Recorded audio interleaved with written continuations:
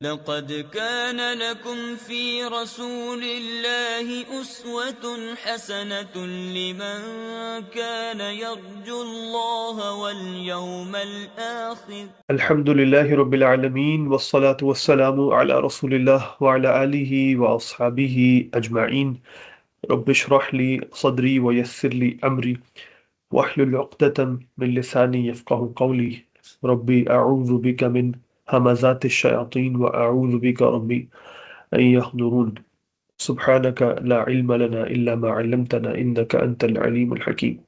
Okay जी, so once again just quick recap ताकि हमें पता हो कि हम कहाँ पे हैं, एंड देन हम इंशाल्लाह आज के लेसन की तरफ चलेंगे। ओके जी, सो स्टार्ट करने से पहले एक चीज़ मुझे प्लीज़ कंफर्म कर दें सारे लोग, अपना हैंड रेस करके, कि आपके पास वो सारी चीज़ें जो एक्टिविटी के लिए आपको कही गई थी वो आपके पास हैं। प्लीज़ अगर है आपके पास तो please just raise your hand so I know कि आपके पास है।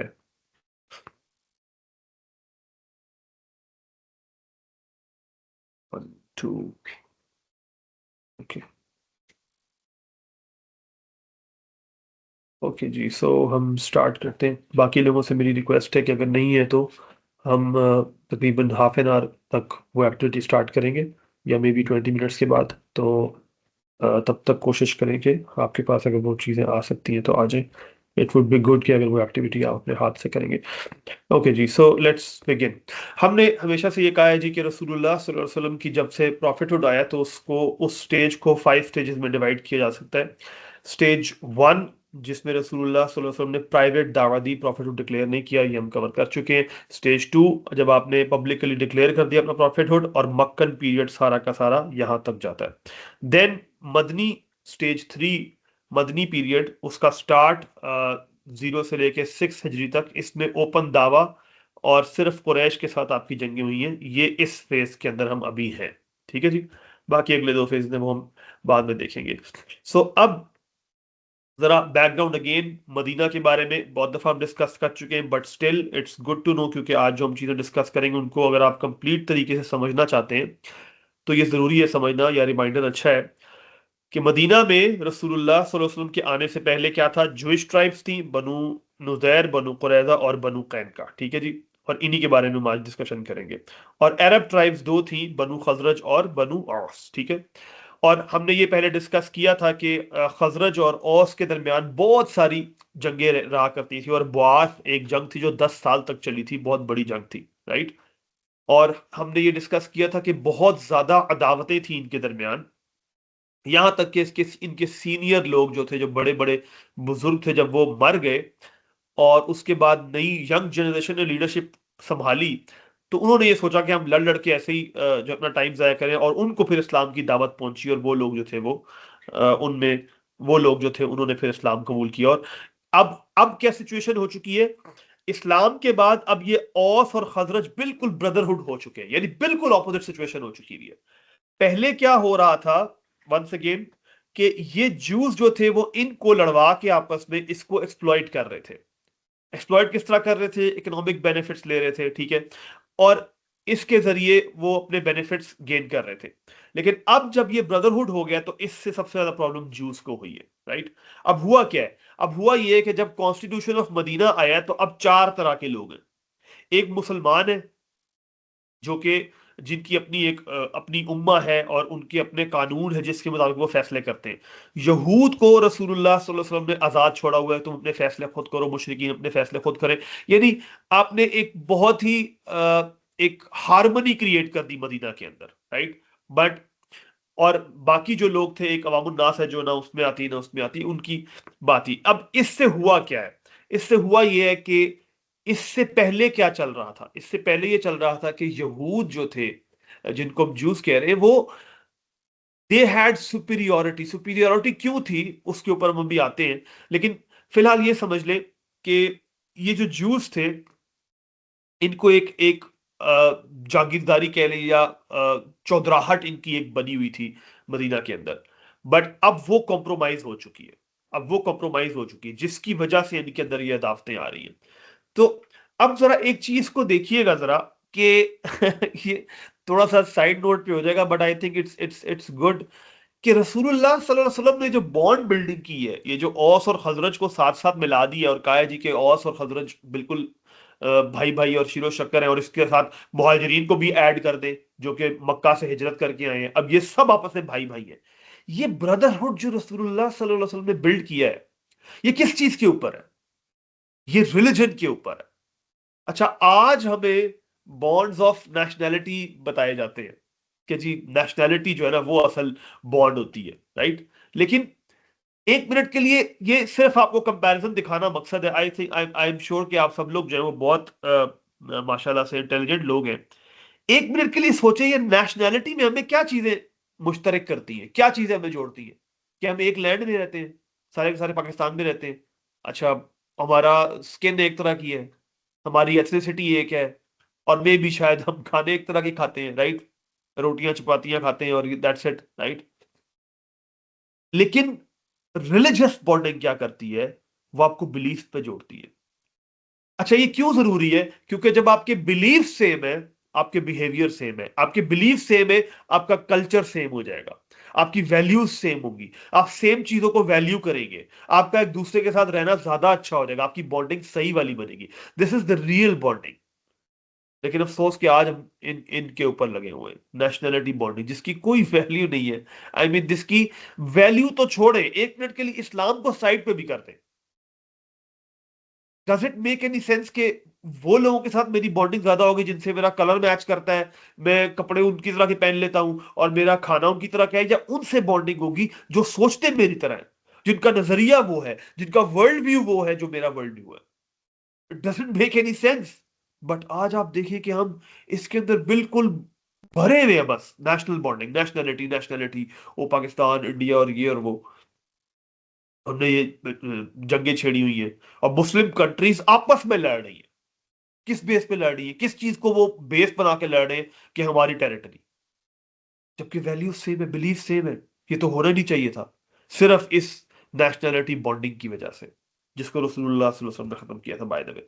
अच्छा, अब जरा ये देखते हैं कि यहूदी जो थे वो अगेंस्ट इस्लाम क्यों थे। यहां पे तीन चीजें लिखी हुई है, और मैंने ऊपर ये आयत का टुकड़ा लिखा हुआ है। इनका बिलीफ क्या था, जो कि कुरान ने कोट भी किया, नहनु अबनाउल्लाह, हम अल्लाह के बेटे हैं, माज अल्लाह सुम्मा माज अल्लाह, वह अहिब्बाहु, और उसके चहीते हैं। ये उनका बिलीफ था। इसको प्लीज जेब में रखिएगा, क्योंकि ये आगे जाके काम आएगा। अब इस वजह से ये अपने आप को बाकियों से सुपीरियर समझते थे कि हम उनसे सुपीरियर हैं। क्यों सुपीरियर है हम उनसे? क्योंकि हम अल्लाह के, अगर माज़अल्लाह अल्लाह के बेटे हैं, तो इससे ज्यादा सुपीरियर कौन होगा? अल्लाह हमें ज्यादा पसंद करते हैं तुम्हारी बनिस्बत, तो ऑब्वियसली हमें सुपीरियोरिटी होगी। और मदीना में, आप इसको भी ज़हन में रखें कि मदीना में पीपल ऑफ द बुक, जिनका रेवलेशन से कोई ताल्लुक है, वो यही है। ये हम पहले डिस्कस कर चुके हैं। औस और खजरत को कोई ताल्लुक नहीं है रेवलेशन के साथ। जूस के थ्रू उनको पता है कि अच्छा, रेवोल्यूशन रेवलेशन भी कोई चीज होती है, वही भी कोई चीज होती है। उनको खुद तो नहीं पता। अब ये अपने आप को समझ रहे कि हम बहुत सुपीरियर हैं, और थे भी, और इसकी वजह से इनकी चौधराहट भी कायम थी। अब जाहिर बात है इनको सुपीरियोरिटी मिली हुई थी।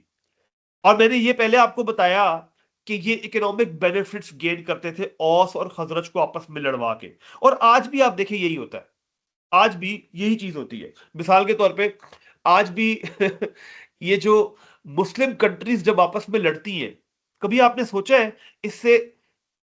एक तो ये कि मुस्लिम कंट्रीज आपस में इनका ब्रदरहुड टूटता है, ये फायदा तो नॉन मुस्लिम्स को होता ही है। लेकिन आपको पता है इसके पीछे कितना ज्यादा पैसा इन्वॉल्व होता है? क्योंकि ये सारे वेपन्स कहां से लेते हैं? और वेपन्स इंडस्ट्री आज भी लार्जेस्ट इंडस्ट्री है, सबसे ज्यादा। तो ये जो लड़वाना होता है, इससे ये सारे बेनिफिट्स गेन हो रहे होते हैं, और यही काम ये लोग करते थे, और आज भी यही कर रहे हैं। तो अब हुआ ये कि जब इनकी सुपीरियोरिटी कॉम्प्रोमाइज हो गई, और इनके इकोनॉमिक बेनिफिट्स जो है वो खत्म होना शुरू हो गए। और तीसरी बात ये कि प्रॉफिटहुड अब तक आया कहां पे था? इब्राहिम अलैहिस्सलाम के बाद कोई नबी नहीं आया मगर ये कि उन्हीं की नस्ल से, कोई भी हो, यूसुफ हो, याकूब, यूसुफ, मूसा, यहया, ईसा, सब के सब इब्राहिम अलैहिस्सलाम की नस्ल से हैं। अब अब हालांकि इनकी बुक्स में प्रिडिक्शन मौजूद थी कि अब जो नबी लास्ट प्रॉफिट जिसने आना है वो इसहाक की नहीं बल्कि इस्माइल की नस्ल से होगा। बट दे डिनाइड, इन्होंने डिनाई किया, इन्होंने तो ईसा अलैहिस्सलाम को भी डिनाई किया। सो अब इनका था कि हम प्रॉफिटहुड डिजर्व करते हैं। इन तीन रीजंस की वजह से अब इन सब की कॉज कौन है उनके माइंड में, इस सब की कॉज कौन है? मुसलमान, क्योंकि इन्हीं की वजह से अब सुपीरियर ये हो गए। अब इकोनॉमिक बेनिफिट्स हमारे इन्होंने खत्म कर दिए, उनको भाई भाई कर दिया। अब हम क्या करें, हम तो उनको लड़वा के बेनिफिट्स गेन करते थे, और ऊपर से हमारी जो चौधराहट थी कि हम हमारे अंदर नबी आते रहे, अब वो भी इन्होंने ले ली। तो पीछे रह गया कि इनके पास कुछ भी नहीं रह गया। ये थी वो जेलसी जो इनके अंदर थी, और इसकी वजह से अब इन्होंने क्या क्या किया, स्ट्रैटेजीज क्या लगाई, ये कुछ स्ट्रैटेजी हम देख चुके हैं। ठीक है, इन्होंने, आपको याद होगा हमने डिस्कस किया था, इन्होंने मुसलमानों के ब्रदरहुड को अटैक करने की कोशिश की थी। वो बैठ के औस और खजरज के दरमियान बुआस की जो जंग थी उसका जिक्र छेड़ना शुरू किया, और हमें याद है हमने देखा भी था कि कैसे बिल्कुल लड़ाई होने के करीब थी कि रसूलुल्लाह सल्लल्लाहु अलैहि वसल्लम आ गए, और आपने इंटरवीन किया और आपने उनको याद दिलाया। सिमिलरली इसके बाद ये यहां पे रुके नहीं, इन्होंने अल्लाह की जात पे भी अटैक किया। ये दो आयत मैंने नीचे लिखी भी हुई है। ये कहते थे, और कुरान ने कोट किया, इन्नल्लाह फकीरुन अस्तगफिरुल्लाह इन्नल्लाह फकीरुन व नहनु अगनिया। अल्लाह तो माअज़ अल्लाह फकीर है, और हम है जो असल में इंडिपेंडेंट गनी है। यदुल्लाहि मगलूला, माअज़ अल्लाह कहते थे कि ये अल्लाह का हाथ तो बंधा हुआ है, यानी अल्लाह अपने खुले हाथ से नहीं देते चीजों को। तो ये अल्लाह की जात को भी इन्होंने नहीं छोड़ा। उसके बाद रसूलुल्लाह सल्लल्लाहु अलैहि वसल्लम को इन्होंने अटैक किया, और ये तो अभी हमने छोटे अटैक्स पढ़े हैं, जिसमें आपने नीचे एग्जांपल लिखी हुई याद होगा आपको कि रसूलुल्लाह सल्लल्लाहु अलैहि वसल्लम को ये कहते थे अस्सलामु अलैक, माअज़ल्लाह, कि मौत आए तुम्हारे ऊपर। ये सारी चीजें हमने देखी। लेकिन और फिर क्या किया इन्होंने, अब लास्ट में आखिरी अटैक क्या किया इन्होंने, मुनाफिकीन के साथ भी अलायंस कर ली। और सूरह बकरा में आता है ना, वइज़ा लकुल्लज़ीना आमनु क़ालू आमन्ना व इज़ा खलू इला शयातीनिहिम क़ालू इन्ना माअकुम इन्नमा नहनु मुस्तहज़िऊन। कि जब ये मुनाफिकीन जो अपने शयातीन से मिलते हैं, तो बड़े मुफस्सिरीन ने लिखा है कि शयातीन से मुराद यहाँ पे यहूद है, उनसे मिलते हैं ये जाके। अब ये स्ट्रैटेजीज लगाइए, इन्हीं में से कुछ स्ट्रैटेजी हम आज देखते हैं। एक ये बड़ी इंटरेस्टिंग स्टोरी है अब्दुल्ला बिन सलाम की। अब्दुल्ला बिन सलाम जो था, he was a रैबाई, he was a रैबाई, और बहुत ही इतना यानी, एक होता है ना कि जिस तरह आप कह ले कि एक एक प्रोमिनेंट फिगर होना अपने टाइम का, तो उस टाइम पे जो प्रोमिनेंट सबसे बड़ा रैबाई था वो ये था अब्दुल्ला बिन सलाम। इन्होंने क्या किया जी, अब्दुल्ला बिन सलाम ने जब सुना कि रसूलुल्लाह सल्लल्लाहु अलैहि वसल्लम मदीना के अंदर आए हैं, तो उसने जनाब पूछा कि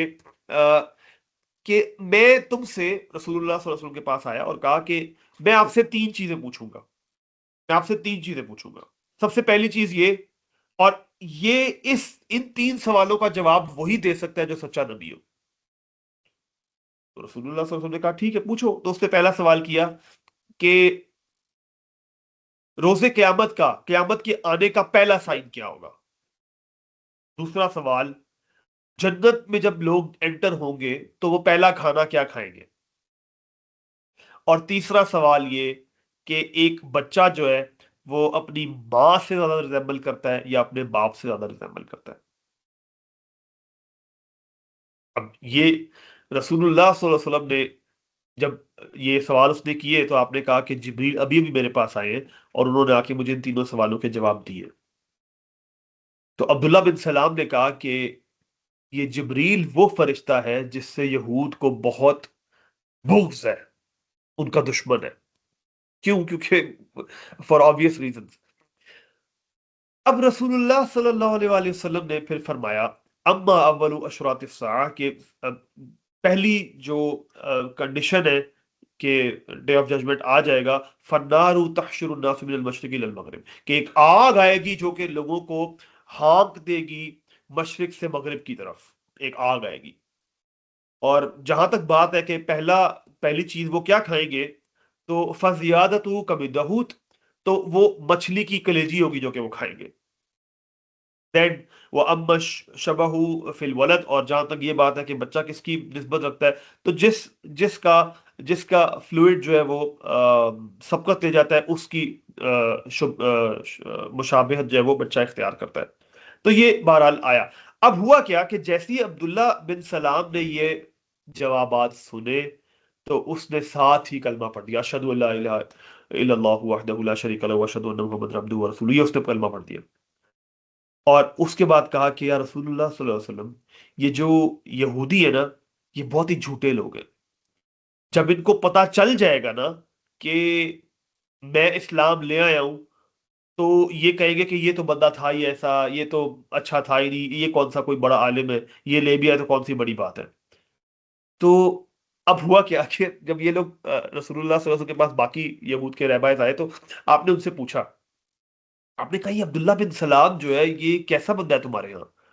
तो उन्होंने कहा जी ये तो बड़ा आलिम है, बड़ा, और ये तो हमारे यहाँ बहुत ही मकाम मंजिलत वाला है, और बहुत ही लर्नेड पर्सन है हमारे यहाँ, और हम में से सबसे ज्यादा बड़ा आलिम यही है। तो आपने कहा कि अच्छा तुम्हारा क्या ख्याल है, अगर अब्दुल्ला बिन सलाम जो है वो इस्लाम ले आए तो फिर क्या? तो उन्होंने कहा कि अल्लाह उसको महफूज रखे इससे। तो जैसे ही ये बात हुई तो उधर से अब्दुल्ला बिन सलाम जो है वो निकलते हुए आ गए, और साथ ही कलमा उनकी जुबान पे था कि अशहदु अल्ला इलाहा इल्लल्लाह व अशहदु अन्ना मुहम्मदन अब्दुहु व रसूलुहु, के और उसके बाद उन्होंने कहा कि जैसे उन्होंने ये सुना तो कहा जी कि ये सबसे ज्यादा बदतरीन शख्स हमारे यहाँ यही है। और ये, यानी साथ ही उन्होंने अपनी एनिमोसिटी जो है वो दिखा दी। तो इस वाक्य को बताने का मकसद ये है कि दिस इज द एक्सटेंट जहां तक वो जा चुके थे कि उनका अपना ही सबसे बड़ा रहबा ईमान लेके आ गया, लेकिन उसके बावजूद, क्योंकि मसला ये नहीं कि वो कन्विंस नहीं हो रहे, मसले वो तीन है जो मैंने आपको बताए हैं, कि वो जेलसी आ चुकी है और बस अब नहीं मानना। और इससे पहले भी हम वो स्टोरी देख चुके हैं जिसमें एक ने कहा था कि बस हम जानते हैं कि ये ठीक है, ये वही है जिसके बारे में प्रोडिक्शन हुई, लेकिन हम इससे दावत रखेंगे। ये वही वाली बात है।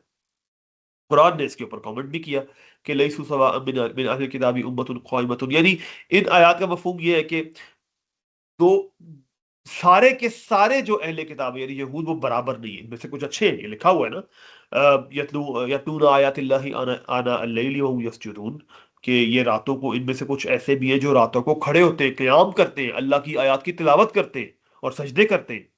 युमिनून बिल्लाह, अल्लाह के ऊपर ईमान रखते हैं, वल यौमिल आखिर, आखिरत के ऊपर ईमान रखते हैं, व यअमुरून बिल मारूफ व यनहौन अनिल मुनकर, और अच्छी बात का हुक्म देते हैं और बुराई से रोकते हैं, व युसारिऊन फिल खैरात, और एक दूसरे से सबकत लेके जाते हैं अच्छे कामों के अंदर, व उलाइका मिनस सालिहीन, और यही लोग हैं जो कि सालिह। अच्छा, अब यहां तक ये रुके नहीं, फिर उन्होंने क्या किया कि रूमर्स स्प्रेड करना शुरू कर दी, और जब जब मुसलमानों को तकलीफ पहुंचती तो इन्होंने खुश होना। तो इसी तरह इसी जुमर में एक वाकया आता है कि एक साहबी अबू उमामा और असद इब्न जुरा, ये जो थे, आपको याद होगा कि ये वही दो हैं जिन्होंने, जब बैत अकबा हुई थी तो उस वक्त ये उन 12 लोगों में ये शामिल थे। तो अब ये बीमार हो गए और ये मौत के करीब थे। तो रसूलुल्लाह सल्लल्लाहु अलैहि वसल्लम जब उनसे उनकी इयादत करने को गए, अब देखिए जरा रसूलुल्लाह सल्ललल्लाहु अलैहि वसल्लम ने क्या फरमाया। आपने कहा बिसल मय्यतुल यहूद, कि ये मौत जो है, इनका मरना जो है वो यहूद के लिए बहुत ही, यानी कैटास्ट्रोफिक होगा, बहुत ही हॉरिबल होगा।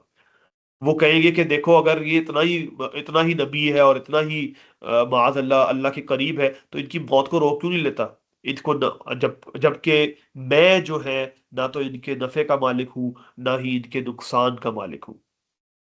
तो बहरहाल रसूलुल्लाह सल्लल्लाहु अलैहि वसल्लम ने उनको इलाज करने की कोशिश की, but obviously death was written for them, और उनकी डेथ हो गई।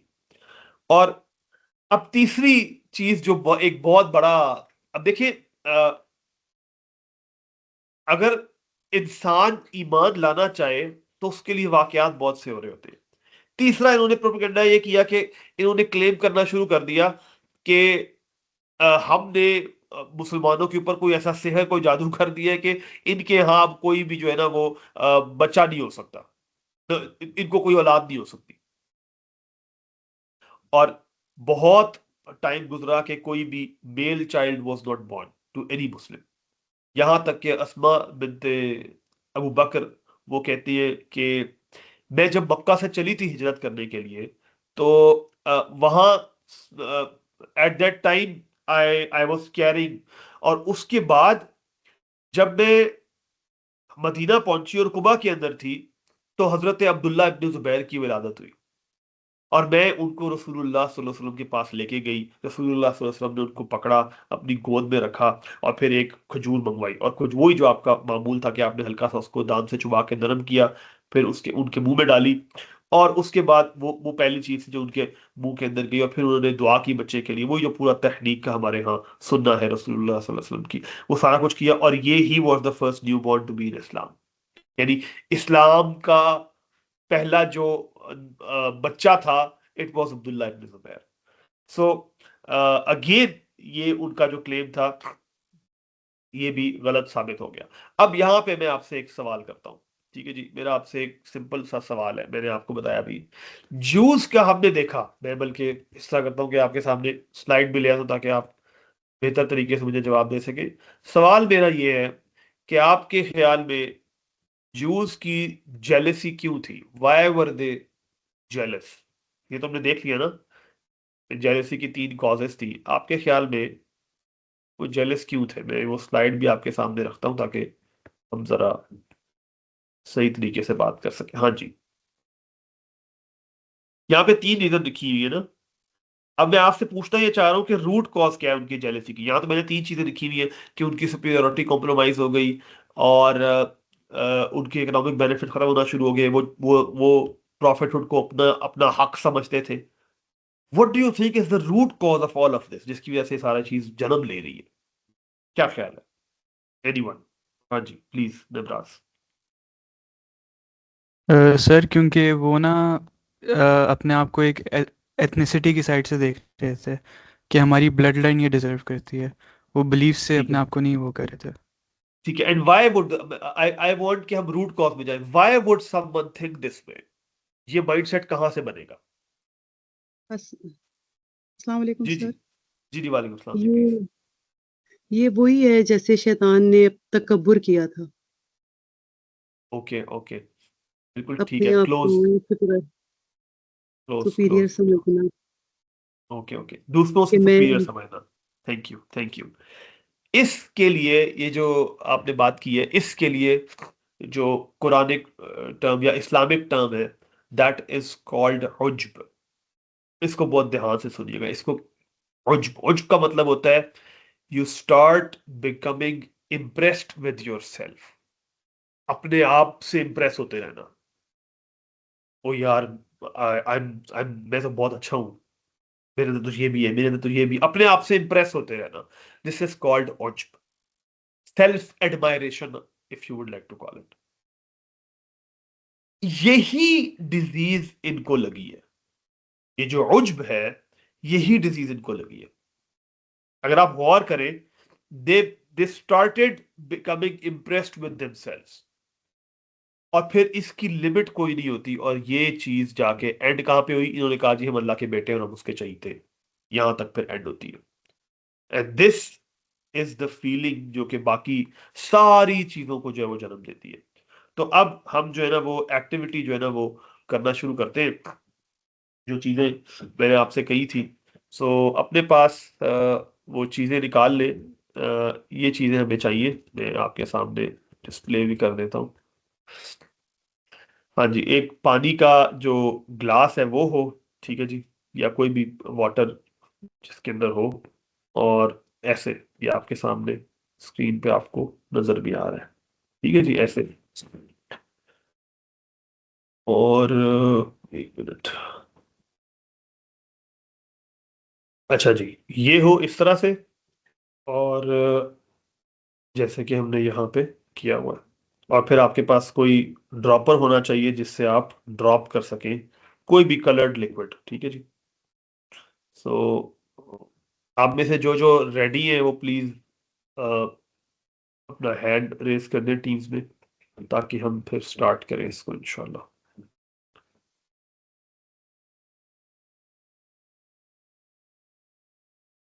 ओके जी,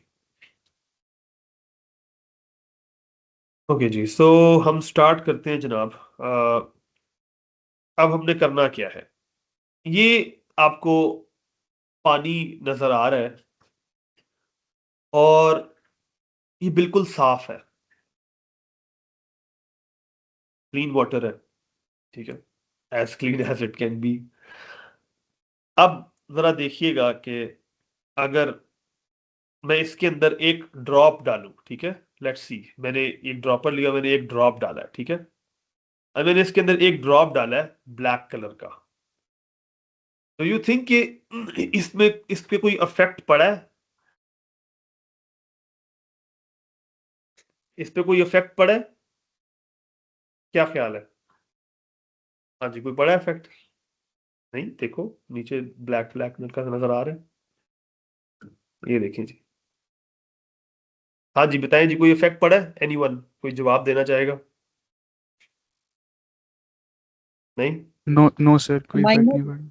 माइनर माइन्यूट पड़ा सा है, फर्क है। माइनर सा पड़ा है, ठीक है जी। थोड़ा सा और ड्रॉप करते हैं इसके अंदर, ठीक है। अब मैंने 2-3 ड्रॉप्स डाले हैं, ठीक है जी,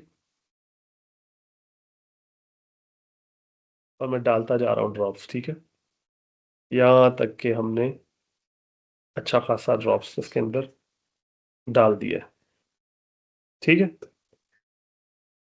अब क्या ख्याल है जी?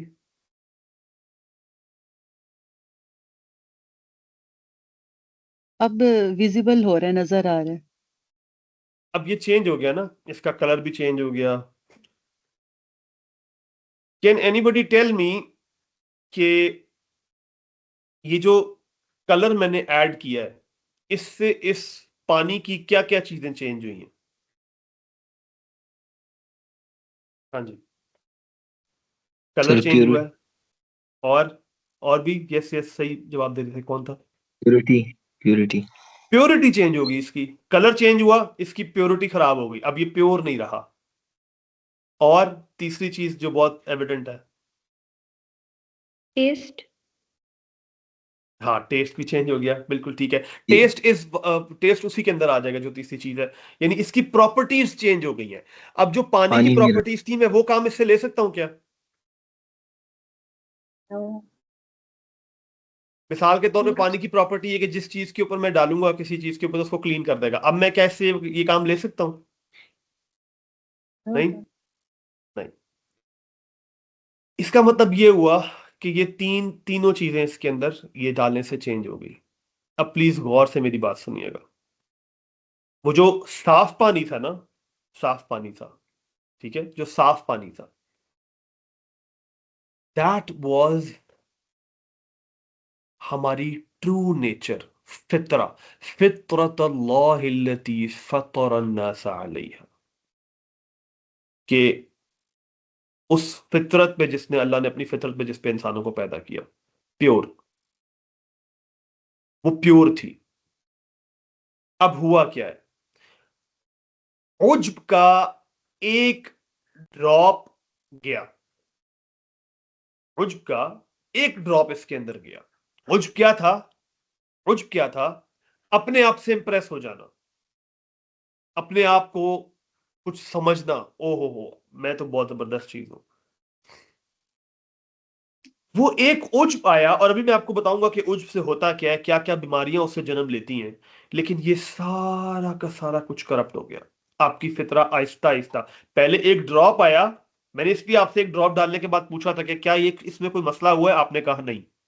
बिल्कुल एग्जैक्टली लाइफ में ऐसे ही होता है। जब उज्ब आना शुरू होता है तो आपको लगता है नहीं नहीं, कोई मसला तो नहीं हुआ, नहीं नहीं, अभी तो मैं अपने आप से नहीं समझ रहा। और आहिस्ता आहिस्ता एक ड्रॉप और आता है, फिर एक ड्रॉप और आता है, एक ड्रॉप। आपने नोट किया होगा, जैसे जैसे एक दो ड्रॉप और डाले कोई फर्क वाजे नहीं पड़ रहा था, लेकिन फिर एकदम ही कलर चेंज हो गया। और एग्जैक्टली यही होता है।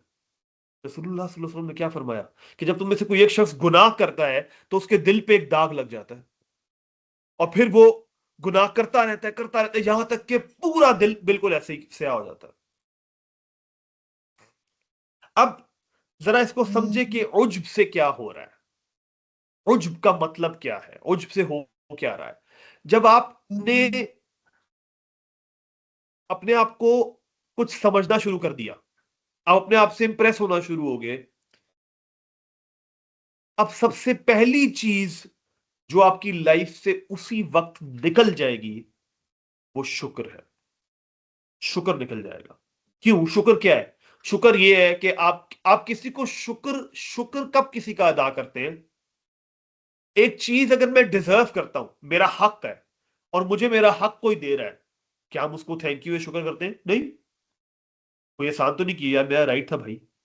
क्या हर दफा जब आपको जॉब कर रहे होते हैं, मंथ के बाद सैलरी आती है, आप कहते हैं oh thank you so much for? नहीं, आप कहते हैं भाई मेरा राइट था, दैट्स इट। शुक्र आप करते तब है जब आपको ये समझ आती है, यानी जिस चीज के लिए आप एंटाइटल्ड हैं, अगर वो चीज आपको मिलती है तो आप उसके लिए कोई थैंक यू नहीं कहते, आप कहते हैं ठीक है भाई ये तो आई वॉज एंटाइटल्ड, कोई तुमने एहसान नहीं किया मेरे ऊपर। लेकिन एक चीज जिसके लिए आप एंटाइटल्ड नहीं है और वो आपको मिल जाए, और आपको पता हो कि यार आप ये डिजर्व नहीं करते, और वो आपको दे दी जाए, तो आप क्या कहते हैं? आप कहते हैं यार thank you so much, I know I don't deserve this but you have given me this.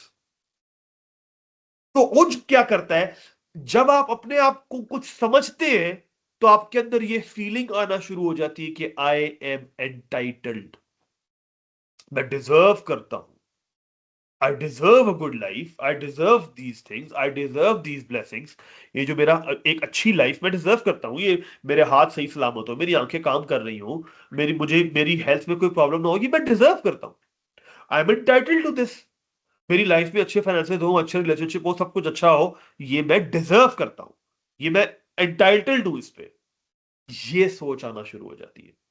मैंने क्या कहा, जैसे ही उज आना शुरू होगा, वो किसको निकाल बाहर करेगा? वो शुक्र को निकाल बाहर करेगा। शुक्र वॉज पार्ट ऑफ द फितरा, उसको उसने निकाल बाहर कर दिया। इसको जरा गौर से सुनिए, क्योंकि ये इब्लीस की स्ट्रेटजी, इब्लीस के साथ भी एग्जैक्टली यही हुआ था। अगर आप डिटेल जानना चाहते हैं तो हमारी सीरीज रिकॉर्डेड है इसके ऊपर, एसएफक्यू वाली, आप लेना चाहें तो ले सकते हैं। उसमें पूरा हमने डिटेल से डिस्कस किया था, बट मैं यहां पे समअप करते हुए, जब उज आ गया, इब्लीस ने यही कहा था ना, उसके अंदर उज्ब आया था, और उसके बाद उसके अंदर ये चीज आना शुरू थी कि नहीं मैं डिजर्व करता हूं, ये आदम को जो आपने खिलाफत अर्ज दी, ये मैं डिजर्व करता हूं, I was entitled to this, मैंने इतने साल इबादत की है, ये तो अभी पैदा हुई है ये चीज, ये कहां से आ गया? मैं इतने साल इबादत करता रहा हूं, मैं डिजर्व करता हूं। और यहां से ये फीलिंग एंटाइटलमेंट की उसके अंदर आई, एंड देन एक मिनट के लिए सोचे जरा, इब्लीस ने जुर्रत कितनी बड़ी की है। आप और मैं अल्लाह को देख नहीं रहे, एक मिनट के लिए इमेजिन करें कि अल्लाह बराए रास्त मुझे और आपको हुक्म दे, हम में से किसी की जरूरत होगी? कभी भी नहीं। रोज़े क़यामत क्यों सारे लोग ईमान ले आएंगे? क्योंकि वो अल्लाह को देख लेंगे, उस दिन किसी की जरूरत नहीं होगी। कोई बात तक नहीं कर सकेगा, इल्ला मन अज़िन लहु रहमान, जिसको अल्लाह इजाजत दे। क्यों? क्योंकि अल्लाह नजर आ जाएंगे। इब्लीस ने अल्लाह सुब्हानहू व तआला को डायरेक्ट रिफ्यूज किया था, सामने, बराए रास्त। कैन यू इमेजिन कि उतनी जरूरत कहां से आई उसके अंदर? ये करता है उज्ब। नाशुक्री आपके अंदर आ जाती है, नाशुक्री आ गई, आप एंटाइटल्ड है, अब आपके अंदर ये सारी बीमारियां आना शुरू होंगी, जेलसी और ये सारा कुछ। तो मैं अब जरा आपके सामने एक कंपैरिजन रखता हूं, और ये कंपैरिजन सिर्फ इसलिए ताकि हर बंदा अपने आप से अपने अपने अपने आप को एनालाइज करे। ये दो माइंडसेट्स हैं, ये दो माइंडसेट्स हैं, प्लीज इसको जरा देखिएगा। एक है, और ये देखिए रसूलुल्लाह सल्लल्लाहु अलैहि वसल्लम ने क्या फरमाया कि सलासु मुहलिकातिन, तीन चीजें ऐसी जो इंसान को बर्बाद कर देती हैं। शुहुम मुताउन, एक ऐसी, शुह कहते हैं जब देने की बारी आए तो आप बिल्कुल कहते नहीं नहीं नहीं, मैं तो नहीं देना, ये तो मेरी चीज है, बिल्कुल आप शेयर किसी से करना चाहते ही नहीं है, इसको कहते हैं शो। शुहुन मुताउन, ये चीज ऐसी जिसको जिसको जिसको बंदा कहे कि मैंने इसको अपने पास रखना है। वह हवाओं मुत्तबउन, और ऐसी ख्वाहिश जिसकी हर वक्त पैरवी की जाए। वह इजाबुल मरई बिनफ्सी, और एक बंदा जो अपने आप को बहुत समझना शुरू हो जाए। ये रसूलुल्लाह सल्लल्लाहु अलैहि वसल्लम ने फरमाया। तो अब जरा वो उस माइंडसेट को, दो माइंडसेट को कंपेयर करते हैं, जो मैंने आपसे कहा कि एक है शुक्र वाला माइंडसेट और एक है कुफर। कुफर यहां पे मुराद प्लीज वो वाला कुफर नहीं है, यहां कुफर से मुराद नाशुक्री है, बिकॉज कुरान कुफर को नाशुक्री के मीनिंग में इस्तेमाल करता है, ठीक है जी। तो अब इन दोनों माइंडसेट्स को जरा कंपेयर करते हैं। शुक्र वाला बंदा क्या कहता है? शुक्र वाला बंदा कहता है कि मैं हर चीज अल्लाह सुब्हानहू व तआला को एट्रीब्यूट करता हूं, मेरे पास अपना कुछ नहीं है। क्यों? क्योंकि ये एंटाइटल्ड नहीं फील करता, ये कहता है सब कुछ अल्लाह ने दिया है। कुफर वाला ऑन दी अदर एंड क्या करता है? वो कहता है जी कि ये जब भी कुछ लाइफ में इसकी अच्छा होता है, इसको गौर से सुनिएगा प्लीज, जब लाइफ में कुछ अच्छा होता है तो ये शीशे के सामने जाता है, कहता है जी मैं हूं, मैं ही मैं हूं, मेरे अलावा तो कोई है ही नहीं। जब कुछ बुरा होता है तो ये अल्लाह सुब्हानहू व तआला पे ब्लेम करता है। सूरह हज में अल्लाह ताला कहते हैं वो मिनन नासि मन यअबुदुल्लाह अला हर्फ, और लोगों के अंदर कोई ऐसा है जो कि एज ऑफ अ क्लिफ पे अल्लाह की इबादत करता है। फाइन असाबतु खैर, जब उसको अच्छा होता है उसकी लाइफ में तो इत्माअन्न बिही, उसके ऊपर बिल्कुल मुतमईन रहता है। और जब वह इन असाबतु फितना, और जब उसको हम आजमाइश में डालते हैं, इन क़लबा अला वजहिही, अपने उल्टे पांव फिर जाता है। तो ये पहला डिफरेंस। दूसरा डिफरेंस, अब क्योंकि वो हर चीज अल्लाह को एट्रीब्यूट कर रहा है, वो कहते हैं यार मुझे पहले ही अल्लाह ने इतना कुछ दिया हुआ है, मेरे हाथ सही सलामत है, मेरी पूरी बॉडी सही सलामत है, एक किडनी अगर निकल जाए, उसका मुझे डायलिसिस करवाना पड़ जाए, रोज जाना पड़े, जो किडनी काम करती है कितनी देर में, मैं क्या करूंगा? मेरा लिवर सही फंक्शन कर रहा है, मेरे लंग्स सही काम कर रहे हैं, मुझे सांस सही आ रहा है, मैं आंखों से देख सकता हूं जो देखना चाहता हूं, मैं जब चाहूं अच्छा सुन सकता हूं, मैं बोल सकता हूं, मैं लिख सकता हूं। क्या क्या ब्लेसिंग्स दी हुई है अल्लाह तूने। जो मेरा दिल करता है खाने को मैं खा लेता हूं, मुझे खाने के लिए कोई परेशानी नहीं है, मेरे पास सब कुछ है, मेरे पास कुछ नहीं, जो कुछ भी तूने दिया है मैं डिजर्व इनमें से कुछ भी नहीं करता था। हर चीज जो तूने दी है वो तेरा फضल है, तेरा एहसान है मेरे ऊपर। ये माइंडसेट है। अब कुफर वाला बंदा क्या कह रहा है? कुफर वाला कह रहा है मेरे ख्याल में तो मैं डिजर्व करता था, खुश एक अच्छी लाइफ में डिजर्व करता हूं, कोई बड़ी बात तो नहीं होगी, ये अल्लाह की तरफ से कोई गिफ्ट तो नहीं है, नहीं नहीं, ये तो मैं डिजर्व करता हूं। एंटाइटल्ड फील करता है। शुक्र वाला बंदा एंटाइटल्ड नहीं फील करता। अब आखिरी चीज क्या होती है, आखिरी डिफरेंस, क्योंकि अब ये अल्लाह का फजल है, तो अब अल्लाहु फजलू, कि अल्लाह सुब्हानहू व तआला ज़ालिका फज़लुल्लाह युती मन यशा, ये अल्लाह का फजल है, अल्लाह जिसको चाहे दे। तो अल्लाह बेहतर जानते हैं कि किसको क्या फजल देना है, किसको फजीलत देनी है, अल्लाह बेहतर जानते हैं। लेकिन ये जो कुफर माइंडसेट वाला बंदा जो एंटाइटल्ड फील कर रहा होता है, ये क्या कहता है कि नहीं, जब किसी और को कोई चीज मिलेगी तो ये क्या होगा, ये तो मेरे लिए थी, इब्लीस ने क्या कहा, ये तो मेरे लिए था, ये खिलाफत अर्जी मेरी थी, इसको क्यों दे दी? और यही सेम माइंडसेट हमारे अंदर, ये तो मैं डिजर्व करता था, ये चीज मुझे मिलनी चाहिए थी, ये ओहदा मुझे मिलना चाहिए था लाइफ में, ये मेरे साथ होना चाहिए था, इसके साथ क्यों हो गया? और ये जेलसी आना शुरू हो जाती है। वो जो ब्लैक ड्रॉप जो मैंने और आपने इसके अंदर डाला था, वो क्या था? वो उज्ब था। और उस उज्ब ने आके सारी बीमारियां मुझे लगा दी। सबसे पहले उज्ब ने आते साथ ही शुक्र को उठा के बाहर फेंक दिया, और कुफर नाशुक्री उसके साथ ले आया। जब नाशुक्री आई तो अब सारी बीमारियों की जड़ है नाशुक्री, ये ज़हन में रखिएगा, जड़ है। क्योंकि अब आप एंटाइटल्ड फील करेंगे, अब आपको जेलसी भी होगी, अब आप लोगों से एक्सपेक्टेशन भी रखेंगे, अब आप हर तरह की बीमारी में फंसेंगे, जितनी भी कल्बी बीमारी है वो आना शुरू हो जाएगी। तो अब इसका क्योर क्या है? ये है असल पॉइंट। इसका क्योर क्या, अब क्या करें? मुझे पता है अब अगर मेरा दिल यहां तक काला हो चुका है, उज्ब आ चुका है मेरे अंदर, नाशुक्री भर चुकी है मेरे अंदर, अब मैं क्या करूं? अब मैं आपसे सवाल करता हूं, प्लीज मेरे सवाल का जवाब दीजिएगा। अभी मैं ऑब्वियसली यहां पे कर नहीं सकता, लेकिन अगर मैं इसको किचन में लेके जाऊं और मैं इसके अंदर पानी डालना शुरू करूं, आहिस्ता आहिस्ता ये भर जाएगा ना, और फिर आहिस्ता आहिस्ता इसमें से पानी गिरना शुरू हो जाएगा। अगर इसमें से पानी गिरना शुरू हो जाए और मैं फिर भी इसमें पानी डालता रहूं, डालता रहूं, डालता रहूं, एंड रिजल्ट क्या होगा इसका? एनीवन? पानी इसमें से गिरना शुरू हो गया, मैं फिर भी डालता जा रहा हूं, डालता जा रहा हूं, एंड रिजल्ट क्या होगा इसका? साफ हो पानी जाएगा साफ सर। हो। Thank you. ये काला काला पानी आहिस्ता आहिस्ता बाहर आ जाएगा और एंड पे ये क्लीन हो जाएगा। यही है इसका सोल्यूशन, यही है इसका सोल्यूशन। ये जो साफ पानी डालना है, ये क्या है? ये है कुरान। इअलमू अन्नल्लाह युह्यिल अर्ज़ बअद मौतिहा। जैसे अल्लाह मुर्दा जमीन को पानी से जिंदा करता है, ऐसे ही तुम्हारे मुर्दा दिल को भी अल्लाह कुरान से जिंदा करता है। कुरान, कुरान इसको क्लीन करता है, कुरान मेरा माइंड सेट क्लीन करता है, मुझे सही लेंस दिखाता है, नहीं तुम गलत देख रहे हो, तुम्हारा कुछ नहीं है, तुम टाइटल नहीं हो, तुम अल्लाह के गुलाम हो।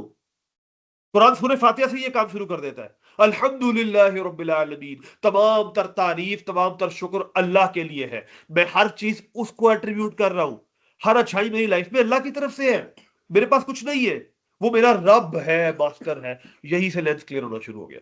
और इंशाल्लाह जब हम फातिहा वाली सीरीज करेंगे उसमें सारी चीजें हम डिटेल से अपने अंदर लेके आएंगे इन कॉन्सेप्ट्स को। बट इसका हल क्या है? कि इसके अंदर डालना शुरू करें, वो साफ पानी क्या है? वो साफ पानी कुरान है, वो अल्लाह का जिक्र है, अल्लाह की याद है, सही कॉन्सेप्ट है। जब इसमें कुरान जाना शुरू होगा, जाना शुरू होगा, जाना शुरू होगा, एक टाइम आएगा कि ये साफ हो जाएगा। लेकिन अगर मैंने इसके अंदर अभी जाके कुरान डाला थोड़ा सा कि यहां तक भर गया, और थोड़ी देर के बाद फिर मैंने इसके अंदर उज्ब ऐसे करके डाल दिया, तो क्या होगा? आप कहेंगे मैं तो कुरान पढ़ रहा था। ओ सर, आपने कहा था कुरान से ठीक हो जाएगा, आपने कहा था ये क्लीन हो जाएगा। मैंने ये नहीं कहा। मैंने ये कहा है कि जब पानी डालते रहेंगे और ब्लैक ड्रॉप ना आए तब ये क्लीन होगा। तो कुरान की क्वांटिटी ज्यादा हो और इस उज्ब की क्वांटिटी कम हो, तब जाके ये होगा। इसका मतलब है टाइम लगेगा, लेकिन हो जाएगा। अल्लाह सुब्हानहू व तआला हर उस शख्स को, क़द अफ़लह मन तज़क्का, जो अपनी प्योरिफिकेशन की जर्नी में भी चढ़ गया, अल्लाह के हां वो सक्सेसफुल है। That's it. कुरान में अल्लाह ताला फरमा रहे हैं कि यौम ला यनफ़उ मालु वला बनून, उस दिन ना माल और बेटे नफा देंगे, इल्ला मन अतल्लाह बिक़ल्बिन सलीम, मगर वो जो एक सॉलिड सबमिशन वाला दिल लेके आया अल्लाह के पास। जब आपने और मैंने इसको साफ करने की कोशिश शुरू कर दी है, तो अब अल्लाह सुब्हानहू व तआला की खास रहमत हमारे साथ होगी। जिस वक्त मैंने, जिस लम्हे, याद रखिए पिछली क्लास में मैंने एक्टिविटी की थी वो बॉटल खोलने वाली, क्या बताया था आपसे मैंने कि जैसी बॉटल का ढक्कन खुलेगा, नियत सेट हो जाएगी, सारी अल्लाह की रहमत आपके ऊपर आना शुरू हो जाएगी। अगर आप अभी नियत करते हैं कि या अल्लाह मैं इससे जान छुड़ाना चाहता हूं, मैं शुक्र वाली लाइफ गुजारना चाहता हूं, अल्लाह की रहमत आना शुरू हो जाएगी, आपको मौके मिलना शुरू हो जाएंगे, कुरान आपके अंदर आना शुरू हो जाएगा, कुरान को आप एब्जॉर्ब करना शुरू कर देंगे। और अगर नियत नहीं करेंगे, और वो जो अरसे से मैं आपके साथ बातचीत कर रहा हूं कि कंज्यूमर माइंडसेट के अंदर रहेंगे कि बस कंजम्पशन चल रही है, अल्लाह हम सबको कंज्यूमर बनने से महफूज रखे। हम जो कुछ भी सीखे वो हमारे अंदर जाए, क्योंकि अगर अंदर नहीं जाएगा तो उसका फायदा नहीं है। सो दैट्स इट जी। अल्लाह सुब्हानहू व तआला से दुआ है कि अल्लाह हमें इस उज्ब से बचाए।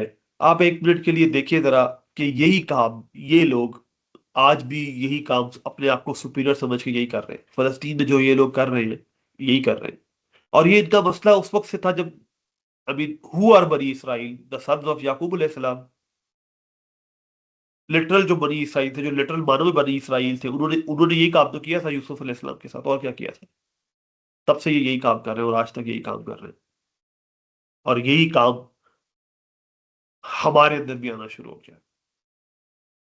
सो जब अब आप सोचें कि एक है कि एक बंदे ने उज्ब करना शुरू कर दिया, एक ये कि पूरी की पूरी कौम इस बात पे पड़वान चढ़ रही है, तो फिर क्या हाल होता है वो आपके सामने।